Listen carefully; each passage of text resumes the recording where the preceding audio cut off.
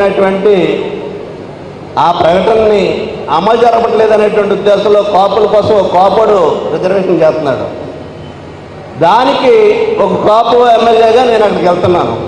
Telugu Desam party ఎమ్మెల్యేగా వెళ్ళలేదు, కాపుడుగా మాత్రమే వెళ్తున్నాను నేనని చెప్పాను. దానికి చెప్పి వెళ్ళి మాట్లాడిన తర్వాత అక్కడ నుండి వైజాగ్ వెళ్ళాం. ఒక 4 రోజులైంది, 5 రోజులైంది. ఆ నిరాహార దీక్షకు ఒక ముగింపు రావట్లేదు.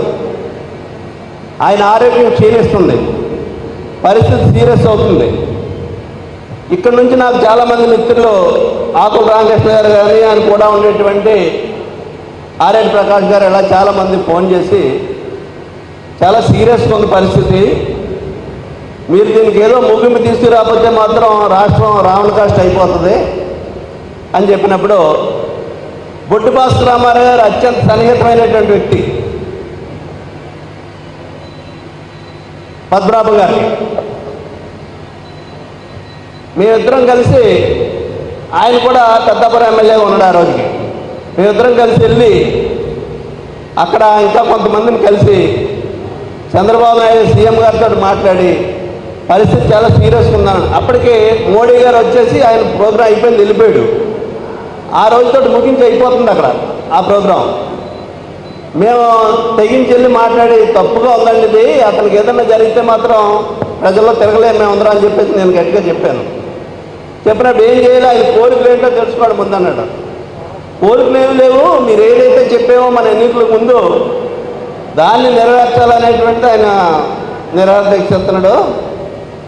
అంటే సరే మీరు వెళ్ళి తొందరలోనే చేస్తామని చెప్పన్నాడు. నేను వెళ్ళి భాస్కర్ రామారావు నేను వెళ్ళి చెప్తే ఎలా కొద్ది ప్రభుత్వం నుంచి ఎవరు వస్తేనే కానీ లేచేటువంటి వ్యక్తి కాదు కదా ఆయన గురించి మీకు కూడా తెలుసు కదంటే సరే అని చెప్పేసి ఆయన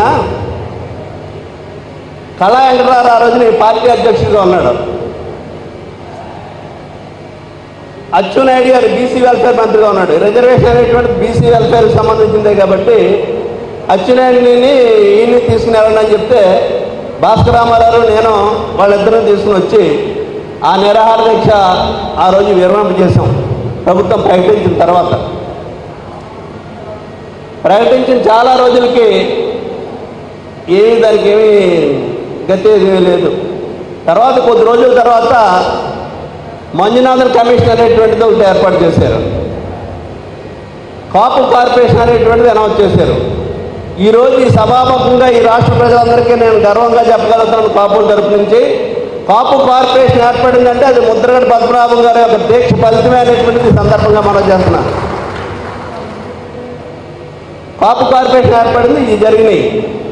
తర్వాత ఎన్నికల దగ్గరికి వచ్చిన తర్వాత అంటే 2014లో ప్రకటించినటువంటి ప్రకటన ఆయన ఎన్నికలకు ముందు 2019 ఎన్నికలకి ముగింపు వచ్చేస్తుంటే జనవరి నెలలో ఏదైతే రిపోర్ట్ ఉందో ఆ రిపోర్ట్ తెప్పించుకుని మంజునాథన్ కమిషన్ రిపోర్టు అసెంబ్లీలో మా చేత ఒక తీర్మానం పెట్టించి ఆ తీర్మానంలో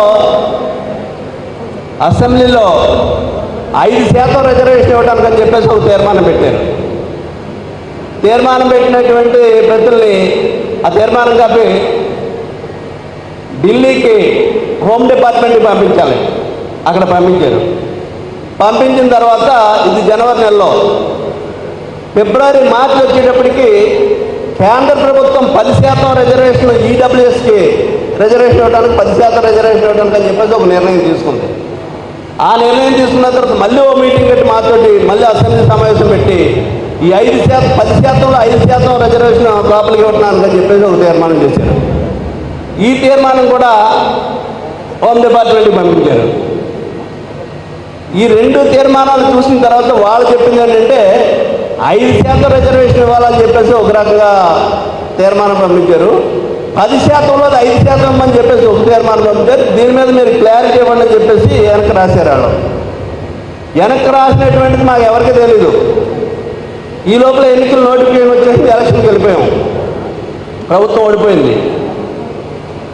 ఇదేదో చాలామంది చంద్రబాబు నాయుడు గారు 5% రిజర్వేషన్ ఇచ్చారు, 5% రిజర్వేషన్ ఇచ్చారని చెప్తున్నారు. దానికి కూడా ప్రజలకి నమ్మేటువంటి విధంగా కాదు, నిజాలు చూపిస్తూ తొందరలోనే ప్రజల ముందు ఈ విషయాన్ని తీసుకొస్తామనేటువంటిది కూడా ఈ సభాముఖంలో మీ అందరికీ తెలియపడుతున్నాం. ఎందుకంటే ఎంతసేపు మాట్లాడినా చంద్రబాబు నాయుడు ఇచ్చాడు 5% రిజర్వేషన్,